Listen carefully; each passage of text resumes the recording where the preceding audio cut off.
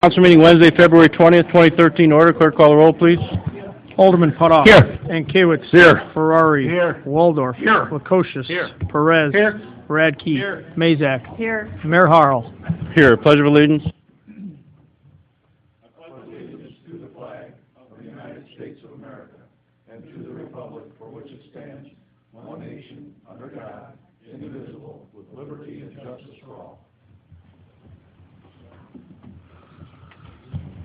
No presentations for anything?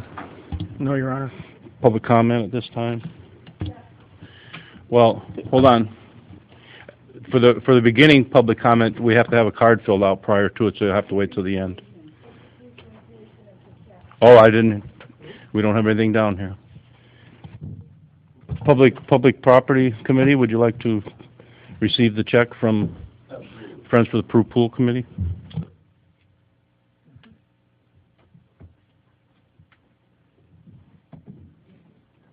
Down over there?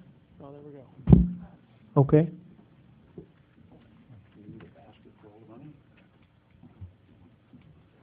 There you go. Thank you. Talk. We, the Friends for Peru Pool, would like to thank Miguel from Me Margarita and all the people who have contributed to our fundraiser at Me Margarita. And I have a check here, which I will give Dave right now. And I want to thank everybody who has contributed to our fundraiser. Oh, I'm sorry. Please forgive me. That's okay. There you are. Thank you very much. We appreciate your effort. Thank you. Thank you.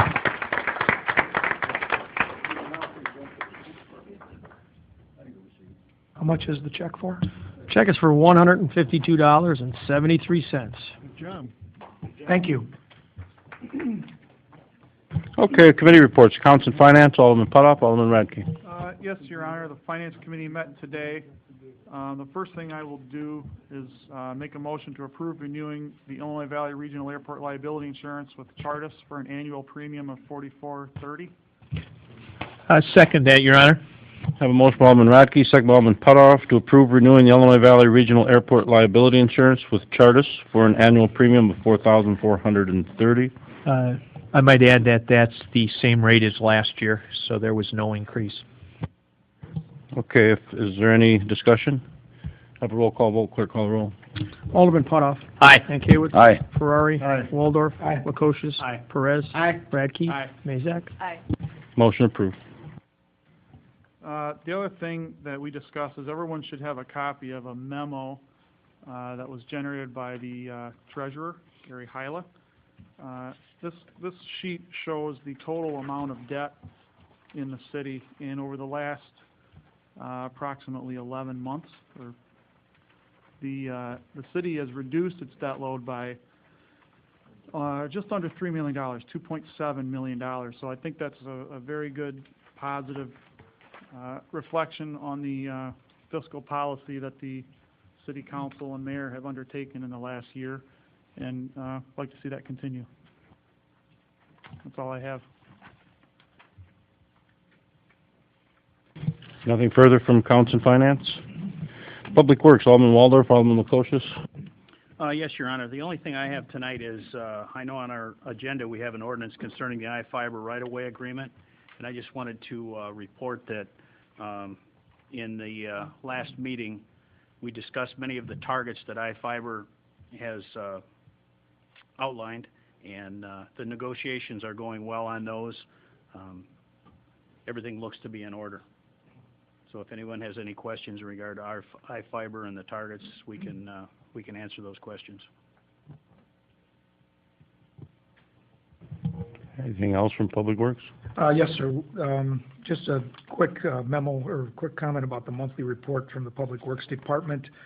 There were 10 water leaks that were found and repaired, and they're certainly doing their due diligence as far as keeping our water lines solid and running. And that's really all I have, Your Honor. Thank you. Public Health and Safety, Alderman Ferrari, Alderman Perez. Chief Burnaby, you have anything on the police? No, sir, I don't. I have nothing on the police.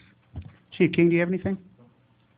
Your Honor, I have no report at this time. However, I'd like to discuss a public health and safety concern that has been an issue within the Second Ward for several years now, and I'd like to discuss that.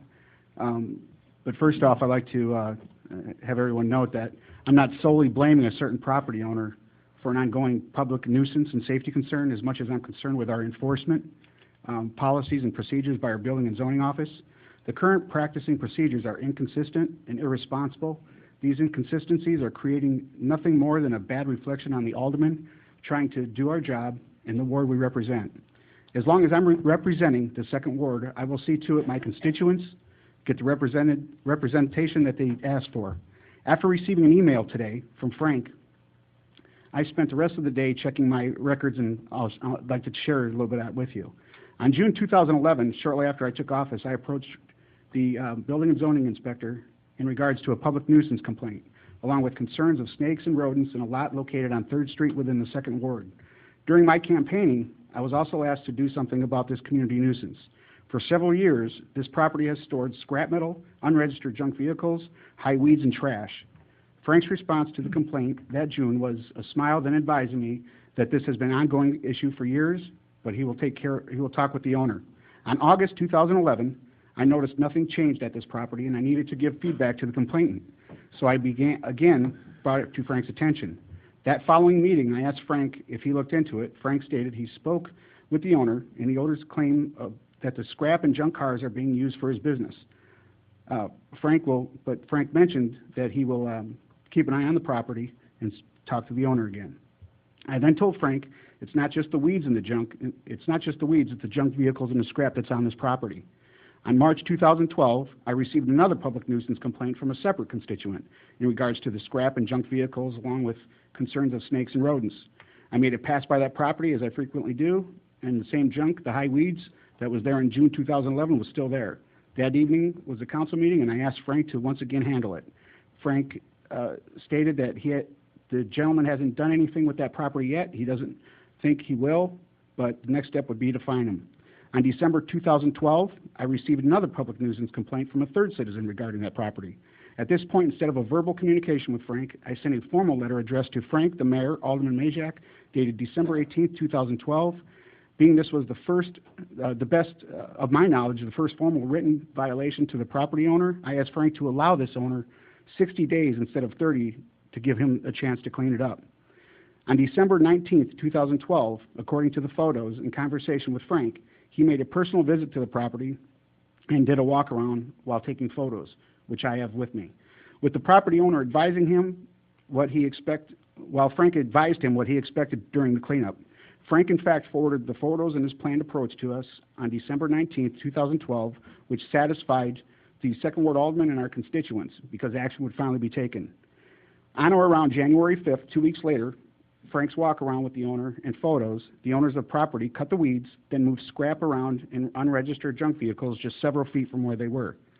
February 11th, 2013, the last meeting, I advised Chief Burnaby and Frank Taylor the week of February 18th, fines will be issued. Frank's response was, it's 60 days already?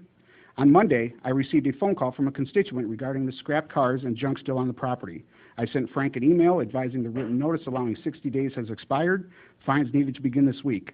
Frank responded with, he spoke with the owner last week. There has been progress, and although the progress is slow, Frank will consider a longer extension, and Frank would inform Chief Burnaby if and when to issue a citation.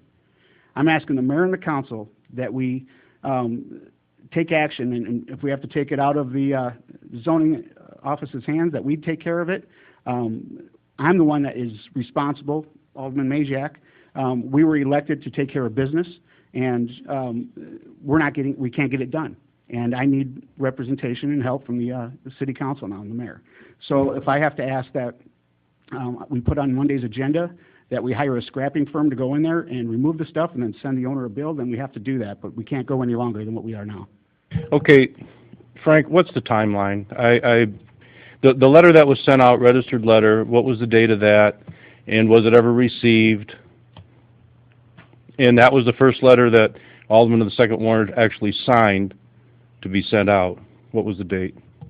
The registered letter was sent out December 20th. We didn't receive any response back from the post office because no one actually signed for it. So receipt requested was never returned, so nobody signed for We it. actually got it back from the post office on January the 14th. You received what? We received the actual letter, which I have right here, So the letter was never, from the post office on the 14th. the letter was never received. Correct. So then what was our next course of action? Well, on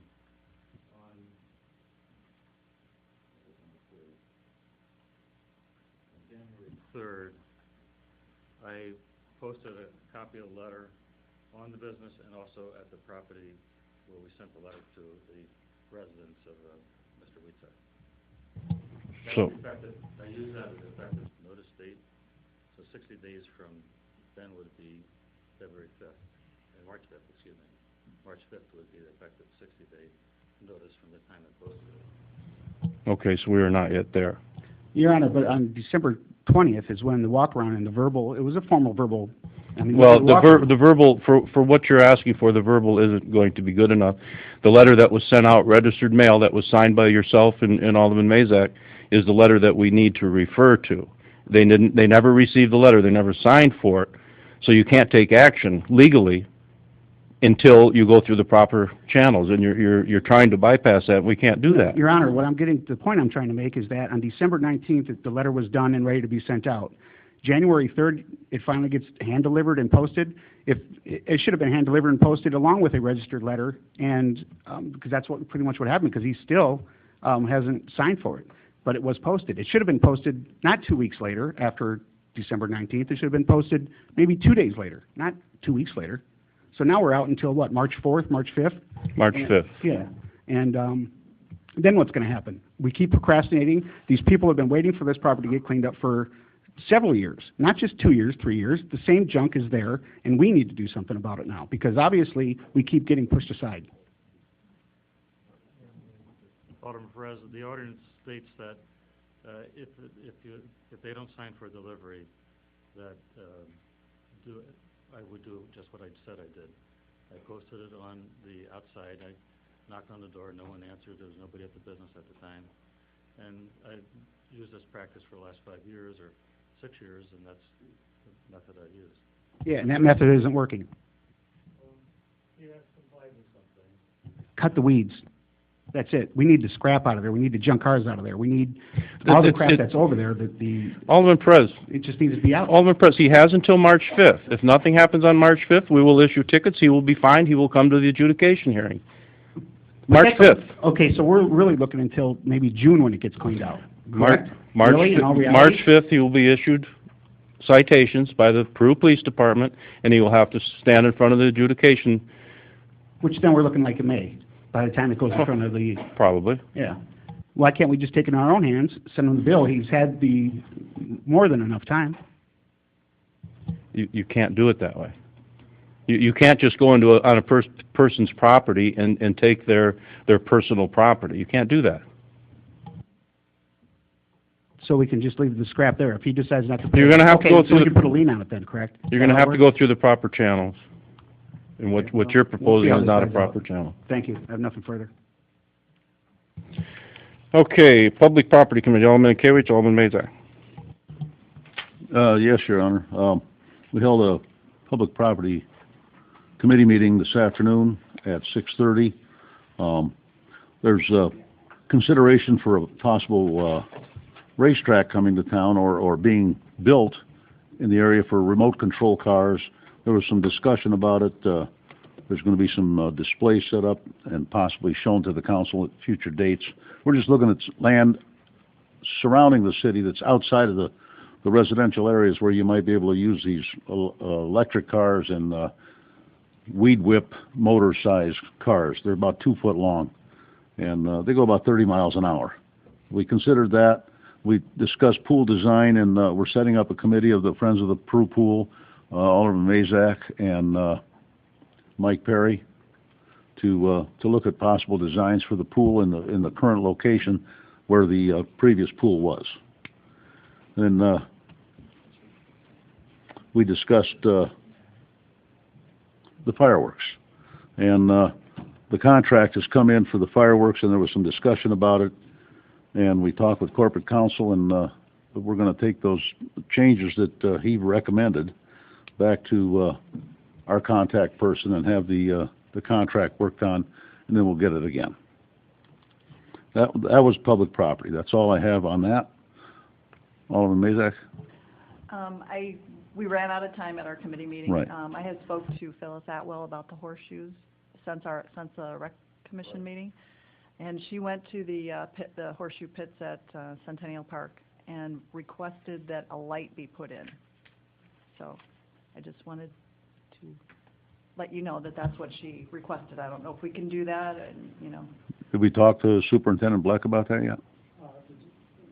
Get with Mr. Putoff? I can do that, I'll talk to you. All right.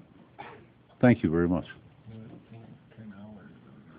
They were planning on playing horseshoes up there from 6 to 9 on Thursday nights through the summer. They reserved the horseshoe pits for that particular night, and Superintendent Bleck said that he would have them in good operational order. Should be no problem. The only reason I'm in summer it's light till 8:30. Yeah. Well, just as the dusk approaches, a safety light up there wouldn't be a bad idea. Nothing elaborate. Did you want to mention anything about the meeting at the airport yesterday? There was a meeting conducted at the airport where city clerk and who was the other one? Go ahead. Representatives of Chamlin and Associates and the contractor for the apron expansion were at the meeting, as well as the concert promoter and her event coordinator regarding the upcoming Concerts for a Cause. Chuck Studer and City Clerk Bartley are coordinating that, and they were meeting with the contractor to coordinate the time when they would do it, and it would be safe for the concerts, and put it all together. The police department was there to represent, the safety issues, and the fire department had been discussed, and I think Chief King was talked to about that, and Chamlin had worked with it. It was just it was an informal gathering of the contractor with those men that were considering putting together the concerts, and that's all it was. There was no formal business meeting that I'm aware of. I guess I just would have appreciated knowing about it, so I could have planned my work schedule to be there. It's part of my committee, and I would have appreciated being able to be there. And I got the call very late, but I was able to escape my responsibilities and make it there. But everything was under control. It's a meeting that was originally scheduled between myself, Chuck, and the contractor and Chamlins that turned into a bigger meeting that was actually, I don't know if you even want to call it scheduled, but it was just an informal gathering with the contractor and the airport manager and Chamlins to figure out how the construction schedule would impact the concerts or not impact the concert. And it snowballed into more people being involved with it, but there certainly wasn't any deliberate attempt to exclude people from a meeting that all we were doing I is... understand Alderman Lukosius was there also, so. Yeah, like I said, The airport is in the 4th Ward, that's why I was there. Yeah, I understand, but I'm on the Public Property Committee. Well, and you remember the Public Property Committee did ask the clerk to take charge of all the negotiations in this. Alderman Ankewicz, Alderman Mazak, you both did ask, because you're not available all the time, and so he was doing what he was asked to do. Yeah, we had asked them to put it together, and they were supposed to get back to us, and they were just having a meeting with the contractor to coordinate the timing. That was all, just the timing. The contractor's already been approved. Everything's done with the contractor. I understand that parking was discussed. There was quite a bit discussed. Once again, that's part of the negotiation that you and Alderman Ankewicz asked the clerk to do. Yeah. They have to do that, and then get back to us. Well, as was discussed in the at the end of our meeting, I will prepare some minutes so that everybody in the council can get a review of what was discussed, since the meeting took on a little bit more of a life of its own. Sounds like it was a productive meeting. Thank you for taking care of that. It was a very productive meeting. Anything else, Alderman Mazak? That's all, Your Honor. Report to City Attorney, ordinances, resolutions. Yes, the ordinance authorizing execution of the scavenger contract, ask that that be put on the agenda for Monday. And the reason for that, the scavengers requested 5 changes from the original contract. Most of them are very minor, I don't have any issue with, but one, as far as excluded materials, he's just adding the language, anything that's IEPA banned from the landfill. That's fine. The contract also has that there shall be no assignment of the contract without the city's written consent. They're asking that the language, which consent the city shall not unreasonably withhold. That's otherwise implied in a contract, so I really don't have an issue with that. The existing contract, or the contract with the existing scavengers, says that the contractor will provide a local telephone number. They're just asking for an 800 number instead. I think that's fine. The fourth requested change is that I have an indemnification provision in that contract, and that's the same contract that we have with Affordable now, that provides the scavenger giving the city complete indemnification for anything that happens during that contract, whether or not it's at the fault or at the cause of the contractor. They want that indemnification provision only if it's the fault of the contractor. Understand that. I don't blame them. The fifth issue is that the existing contract provides that if there is litigation concerning the contract, the city would get reimbursed for all its costs and expenses in enforcing the terms of the contract. They want that changed to what's called a prevailing party provision for attorney's fees, and that is whoever is the prevailing party, the non-prevailing party pays all the attorney's fees from both sides. And I think on that, you should stand firm and just keep it, because that's a contract that they bid on. It's just unilateral as far as attorney's fees, not bilateral or not a prevailing party provision. And I told them that we could probably live subject to council approval the first 4 things, but not the 5th one, but I haven't heard back. So that's why that's tabled, and hopefully we'll have that resolved by Monday. Also, I said we would need the bond and the certificates of insurance.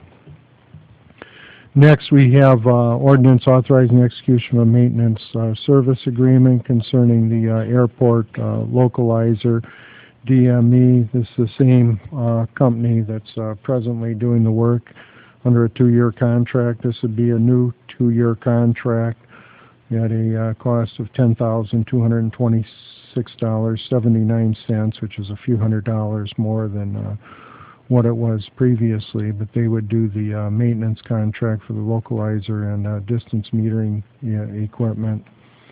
And Actually, it's just the localizer now. The DME equipment is no longer correct. But yet the cost went up.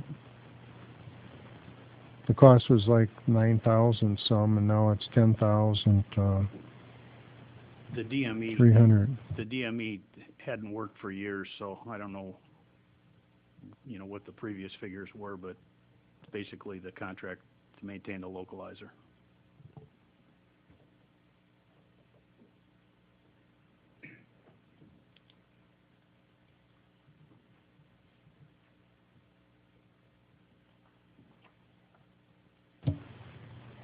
Okay, everybody okay with that? I'd like to know why it went up. I spoke with, I think his first name is Chris Benson Technical Works. He explained to me that the localizer that we have is very old, and the monitoring and the maintenance of that every year get more challenging because of its age. and it's a piece of equipment that he estimated would cost about $450,000 to replace. It's more challenging to find parts with it, and the number of trips required. You know, I don't know that much about, obviously, avionic equipment, but it sort of made sense what he was talking about. He's sort of keeping the thing running until perhaps there's a time when the localizer isn't a required tool at the airport. Alderman Bukosis, do you have some input on that? Yeah, it's going to a GPS-based technology, but, you know, I think the localizer will be around for a few more years. I mean, it's obviously a necessity. There's a lot of aircraft still out there that don't have the GPS technology to, you know, to replace the localizer, so it'd have to be around for a while. It's essential. Is this something we talk Yes. about when we go to Springfield every year to meet with No, this isn't something that's on the TIPS no, so- agenda. Is there a 30-day out on that contract? On the localizer report? Yeah. Let's say that, I've never read the thing. I would have no reason to. if we go to the GPS and, we don't need the localizer. No, it's a 60-day out by either side. And they also maintain insurance on it too, from a liability standpoint.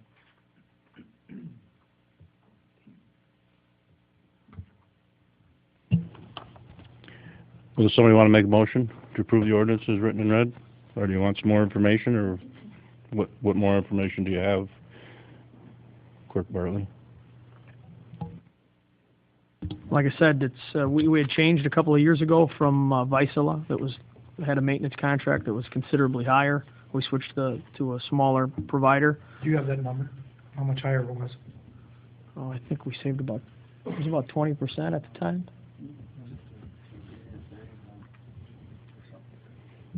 I mean, Chuck isn't here today, is he? No, Chuck isn't here. Yeah, he'd be able to give us some better feedback It's on an it. essential piece of Because I mean, equipment. I did speak with Chuck on the topic, and he's been pleased with. Oh, it's essential. I mean, you got to have a maintenance contract on it because he monitors and reports to the. It's required. It's not an optional maintenance agreement. If we don't have it with Benson Technical Works, then we go out and look for other providers to service the equipment. Have localizers? Not all airports, but any airports with an instrument approach has a localizer. It is an essential piece of equipment. Let's see if we can get The those localizer questions goes down, then taken there has to be care of. Notice to airmen published, and then you just can't have instrument landings in inclement weather unless they have GPS technology in their plane. Let's see if we can get it clarified and we can vote on it Monday then. That's fine. When do we need to have this done by? What's the drop dead date? They're still Now, servicing. Right now? He's still servicing.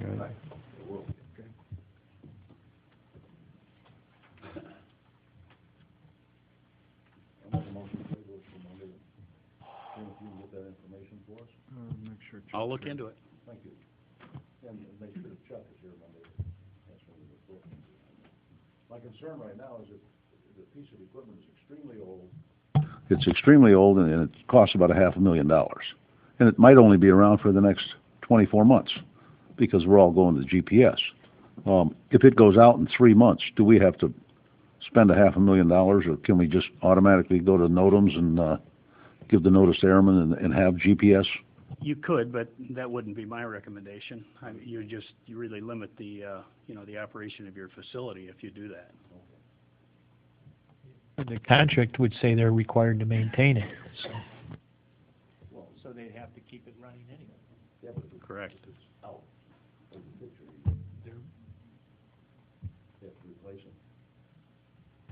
No, just maintain. Suppose they give you 60-day notice and get out of the contract. Will do. Okay, what's next? Next, you have an ordinance confirming the attachments to the right-of-way agreement between the city and I-Fiber. You had passed an ordinance on May 16 2012 at the attachments as to points of extension of the I-fiber were still up in the air. So this authorizes the mayor and city clerk to sign the attachments to that agreement that gives the destination points. Do you want to say anything about that, Alderman Lukosius? Just that the meetings have been very productive and ongoing. The last meeting we had, which the mayor, Jim Putoff, and myself attended, some of the targets were identified, and as I said, it was very productive. It looks like it's moving forward. This is all being done through Northern Illinois University. They have a grant from the federal government, and what it will do is connect the city of Peru with Rockford, the Rockford corridor, which ties us into the city of Chicago and then also ties us into the east and west and the north and the south with high-speed fiber. Our problem was they were coming after some of our accounts. As you may or may not know, the city of Peru is looped with fiber, and plus we have a figure 8 through our community that already services some accounts, and we receive payment for that service, and we didn't want to lose that, and that was some of their targets. So we've been negotiating with them for 6 to 8 months now, and it finally came down to where we are keeping all of our customers, and there will be other customers that will be brought online, and some of our customers through our fiber house will be able to receive this high-speed fiber. Once again, it'll connect us north and south, east and west, the whole United States. So the new customers will be on our. Some of the new customers, they will be taking what they're calling their anchor. Some of their anchor institutions were the hospital and the YMCA Rehabilitation Center. We already had those, so we're retaining those. And I think Alderman Lukosius has it in front of him right now. We have IVCH Hospital and some of their other spots. We have some other businesses in town. Like I said, Alderman Lukosius has the list. And we're retaining those, but they will also be able to hook up to the high-speed fiber through our fiber house. We will be housing their fiber in our fiber house. So it's a win-win. Some of the notable ones, other than Illinois Valley Community Hospital, was Northview School, Peru Catholic School, Peru Elementary, Parkside, Peru Public Library, Washington School, St. Margaret's Community Clinic, and the Circuit Breaker School, the former Roosevelt School. Those are some of the more notable ones. So anyway, like I said, our concern was we receive a stipend monthly from all of our customers. They will still be available to have the high-speed fiber, and we will still retain the stipend that we are receiving right now. I guess the question was concerning if there's new customers that come on board. The new customers, everything that's on the list, they will go to. They're going to the anchor institutions, which Alderman Lukosius just talked about, Parkside School, Northview School, Washington School. That will be new customers for high-speed fiber, okay, because they already have their grants. Their grants are based on feeding these customers, as they were the other ones, but we were able to take a percentage of them back. And they will have those customers. The new customers, we will have to enter a negotiation with them. If we have fiber, they can connect from our fiber and then also down at the fiber house, which is located within the city. Like I said, it's a win-win. Everybody will be connected to high fiber that wants to be in due time, and the hospitals, the schools. It's a very good opportunity for them. This has been going on for 2 years, and they need to be done by May, June, something like that. So, anyway, do we have a motion to adopt the ordinance as written and read? Once again, we've already voted. We already have a contract with them that we signed on. You said the 16th of May, 2012, and all this is to clean up some of the language in that. So do we have a motion? I'll make a motion that we accept the ordinance as written and read. Second, Your Honor. I have a motion by Alderman Lukosius, second by Alderman Waldorf, to accept the ordinance as written and read. Is there any further discussion? Have a roll call vote, clerk call the roll. Alderman Putoff. Aye. Mankiewicz. Aye. Ferrari. Aye. Waldorf. Aye. Lukosius. Aye. Perez. Aye. Radke. Aye. Mazak. Aye. Motion approved.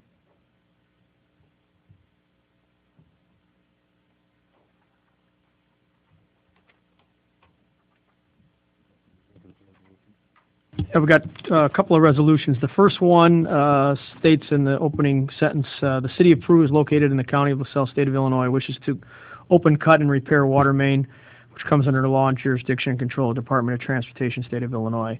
And this is a resolution that's sort of retroactively being forwarded for that emergency water main break that was on the bridge over 251, Route 6, that was taken care of. So the state requires a resolution passed from the council that says that we're okay that that happened. I will make a motion to adopt that resolution as written and read. I'll second that. Been a motion by Alderman Waldorf, second by Alderman Lukosius to adopt the resolution as written and read. Is there any discussion? So this is something they repaired already, or am I misunderstanding? It was an emergency situation. They gave us verbal commitment to repair it, So it's done. and it's done, but we have to finalize paperwork to satisfy the state. So we have a motion by Alderman Waldorf, Alderman Lukosius. Is there any further discussion? Have a roll call vote, clerk call the roll. Alderman Putoff. Aye. Mankiewicz. Aye. Ferrari. Aye. Waldorf. Aye. Lukosius. Aye. Perez. Aye. Radke. Aye. Mazak. Aye. Motion approved.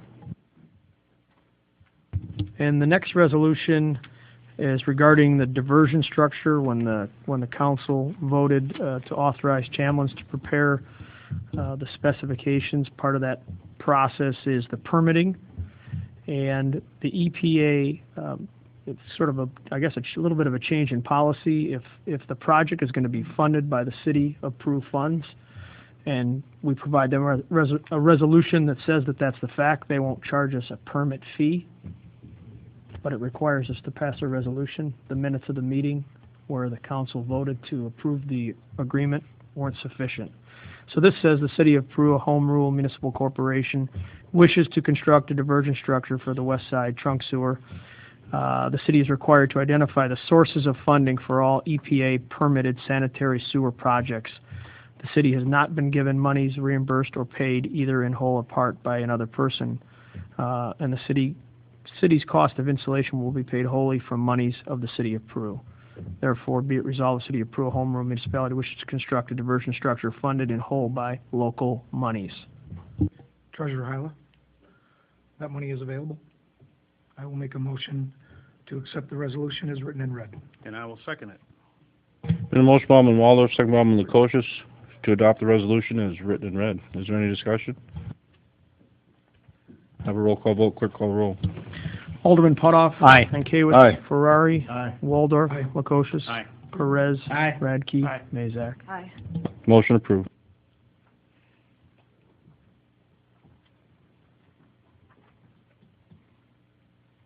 Anything further from attorney or clerk?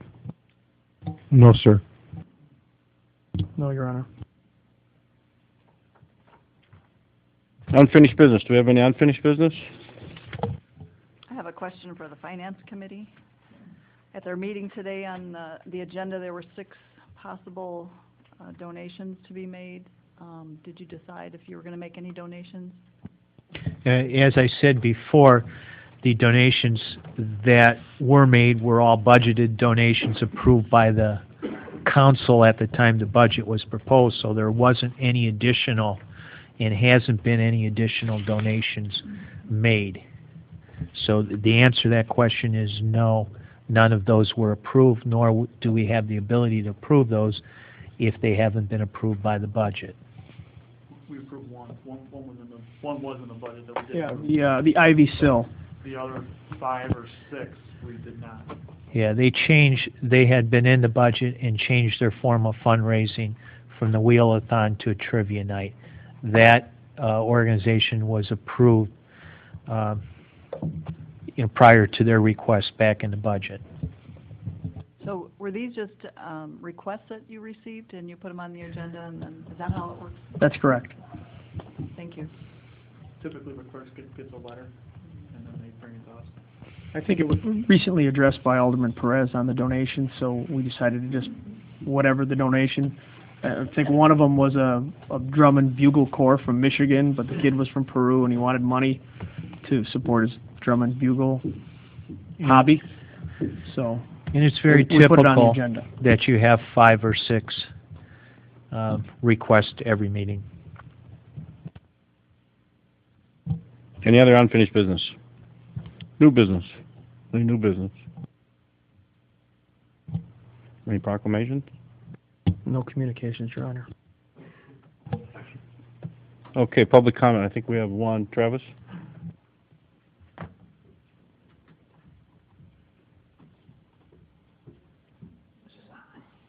It's on, okay.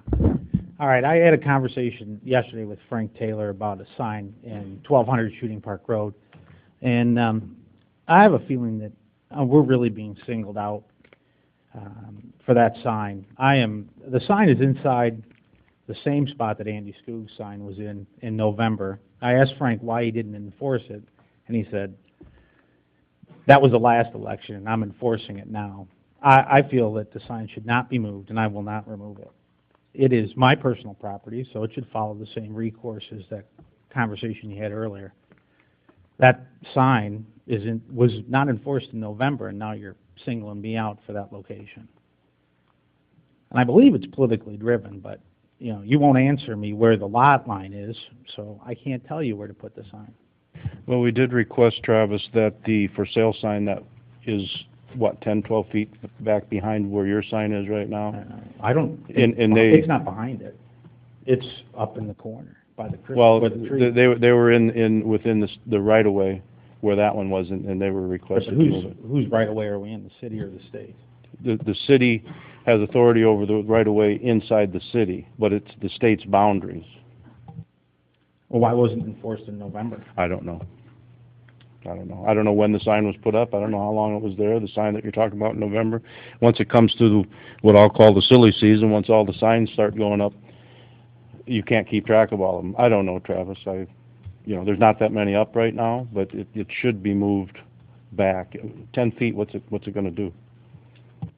I don't agree. 10 or 12 feet. I don't agree with you. Frank Well- certainly didn't single anyone out. I think there was probably maybe even an alderman that had a sign asked to be removed, a few other businesses in town that signs were He removed. did single me out. We That's did not, incorrect. We did not single anyone out. There were 3 or 4 other people in town that I believe he talked with about signs. Is that correct? Thank you. Yeah, well, this sign here, Travis, I'm in his ward there, I'm representing him, and he called me yesterday or sent me an email and asked about the sign, and so I tried to get clarification from Frank, and he pretty much stated the same thing, that the sign, he couldn't answer whether the sign's on state property or his own public property. I mentioned to Frank that being that it wasn't a safety concern or it wasn't blocking anyone's view, that the sign should be able to stay where it's at. I mean, I don't see a problem with it. It's not blocking anything, and if it's on state property, we shouldn't be enforcing state, ordinances. I mean, whatever they want to do. If they want to, take it in their hands, I don't think that our ordinance or code enforcement officer should be going out and moving signs if it's not on blocking view or asking them to move it. It seems to me like it's perfectly fine where it's at. It was last time. In fact, throughout all the elections, I've seen signs there in that same exact location, and it's not harming anything. I don't see why he really needs to move it. Do you maintain that property? I mow it every week. I could leave it if you want me to leave that portion up there. It's going to look terrible. I weed whack it. I mow it every week. If that's state property, that's fine. But I asked him to tell me exactly where it is, and he says he cannot determine that. So that isn't the right answer either. Well, Sherry and I, we don't have a problem with the sign being there. We don't see any reason why it needs to move. It's not blocking anyone's view. It's not in the way of anything. And if the state wants to come and have him move it, I think that should be in their hands, not ours. What do you have to say, Frank? Well, the ordinance clearly states that the sign should be on private property. It's quite obvious that it's not on private property. How's that obvious? There's no boundary lines. Well, Can I meet you up there tomorrow and we'll take a look to see where the stakes are and see where the boundary line is this way? I don't know exactly, like Travis said, I don't know exactly where the property line is. We don't have a recent survey. However, looking at the Sidwell maps, which are fairly accurate, it's obvious that the sign is not on private property. I don't have a problem with it being there, neither does. Well, the state of Illinois, Well, then let them deal with it. That's their responsibility, not ours. Is everybody, most people, we've been going over that corner and other corners in town for 3 years now because that corner turned into, quite frankly, a mess with the signs that were there. And now you're asking for it to go right back to the way it was. The sign looks fine. It needs to be moved back where the for sale sign is. It's 10 feet, Travis. It's not going to hurt anything. Once again, I think you're singling me out politically. I find that highly doubtful, but I disagree with you. Travis, I asked you to move one other sign, which you did move. And I did move it. It was a sight distance problem. It's in a similar situation. I really didn't check to see where the property line was there. I can, within 3 or 4 feet, I can tell where the property lines are approximately. We need a survey to determine exactly where they are. But like I said, it's still obvious that that sign is on the right-of-way. It's not on private property as provided by the ordinance. And So then I can just wait for you to notify me by mail to move that sign, correct? Because that's personal property. well, So by the time you that's do why it. I called you up and requested you to move it. It's What's that? simpler. It's simpler for me to just ask you to move it rather than send out a letter. I disagree with you. I asked you specifically, why did you allow Andy Scoob's sign along with the Jensen's sign, and his was right on the sidewalk, and you allowed that sign? Well, you're setting a precedent and not enforcing it, and now you're going to enforce it because it's me. I disagree. So what are my options? You want me just to move the sign, but I disagree with you.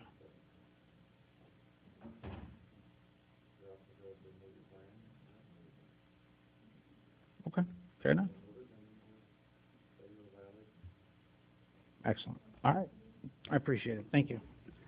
I think just the one thing, we need to be consistent throughout wherever there's a sign goes up, we need to be consistent. We can't change our procedures every time there's a different election or somebody wants to put up a different sign for a fundraiser, no matter what it is. We have to be consistent all the time. We try. We have one person. We don't try. We try. We have one person in that department, and within 2 weeks, there'll probably be 3,000 signs up in the city. How are you going to do that? Are we going to have to stop the meeting so that we can have another one back there, Linda? Lois, do you want a public comment? Yes, I do. Well, then please come up here. I'm on my way. I have a comment to make. I'm kind of short here. Rodney brought up a residence and a business in the second ward that has been an eyesore for more years than I can remember. He got 60 days, and now he's getting an extension because the city feels he wasn't treated fairly, or all he had to do was not receive the letter. I had a policeman come to my house this fall, and Doug may be aware of this, and he said I had 7 days. We had a car that we had taken the license plates off. It moved. We moved it frequently, so it was no problem, and it was on private property. But this can allow to stand for more years than Rodney has been complaining about. It goes way beyond when he was elected to this office. It's more discrimination within the city of Peru.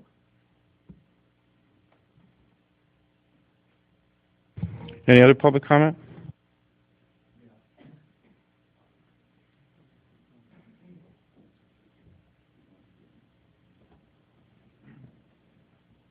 Tonight you voted on a resolution for the diversion on the west side. I'm just curious. The West Sanitary Plant was completed approximately 5 years ago at 1 million gallons per day. It's obvious that there was no anticipated growth to the north or the west at the time. Now it'll be at full capacity within a few years due to ECAS. So why would you want to throw away $200,000 approximately for a diversion when you can throw 1 million in and take it up to 2 million a day, which was brought up at a Public Works meeting? Should we not go ahead and use our capacity at the east plant? You're already there. You're going to be there too. You've got to foresee what's going to happen in the future. Oh, all right. Originally you did not. You did not anticipate it would go to the north or to the west, or you would have made it at larger than 1 million gallons per day. Thank you. Any other public comment? Christie.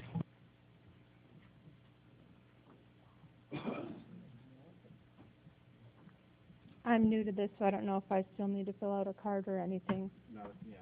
Welcome back, Christie. Thank you.